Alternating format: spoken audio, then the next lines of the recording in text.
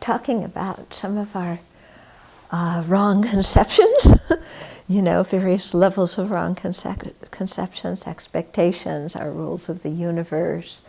The last 2 days we were talking about how we expect things to be long-lasting and permanent and not change, and yet they're changing all the time, and how freaked out we get when things change.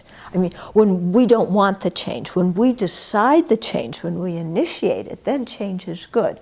But when we aren't the ones who initiate it and don't want it, then we're really freaked out by it. It's like this isn't supposed to happen.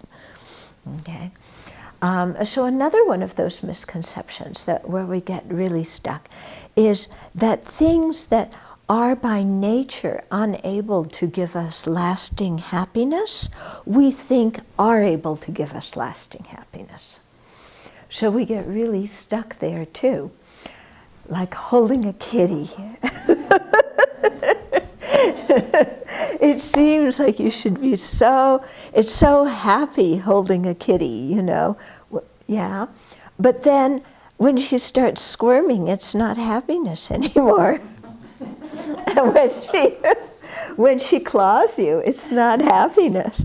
And when she, jumps in your food, it's not happiness. For us, for her it is. So there's all sorts of things in which we have the expectation that they are going to bring us lasting happiness. So we work really hard to get them. We do backflips. Come on. Come on.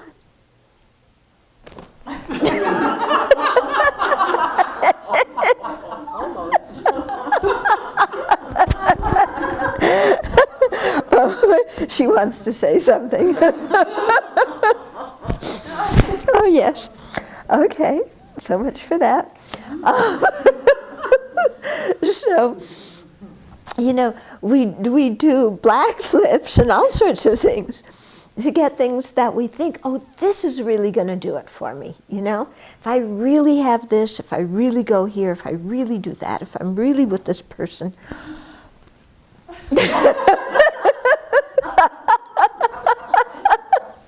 If I really get up on her lap, then I'll be happy. But that's not what our experience is it? We do these things, they bring some pleasure for a while, but after a while they become boring, or they actually become something distasteful. You get tired of sitting there with the cat in your lap. You want to do something else. Or you get tired of that job, or actually the job brings a whole lot of problems you didn't think you were getting with it. Yeah. So this expectation, this idea we have that all these things that are going to bring us lasting happiness, the ultimate in happiness, and how they don't. Yeah. So this is a misconception that really permeates our life and leads to a lot of disappointment and disillusionment and even depression, because we're counting on external things and external people, and they don't have the ability to do what we want them to do, which is to make us everlastingly happy.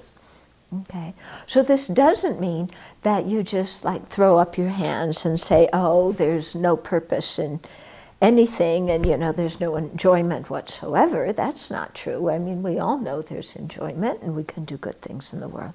The problem is when we expect more of things than they can actually give us. Okay? And here is when you're doing a serious spiritual practice, is when you start to see that real joy and real happiness comes from transforming your heart.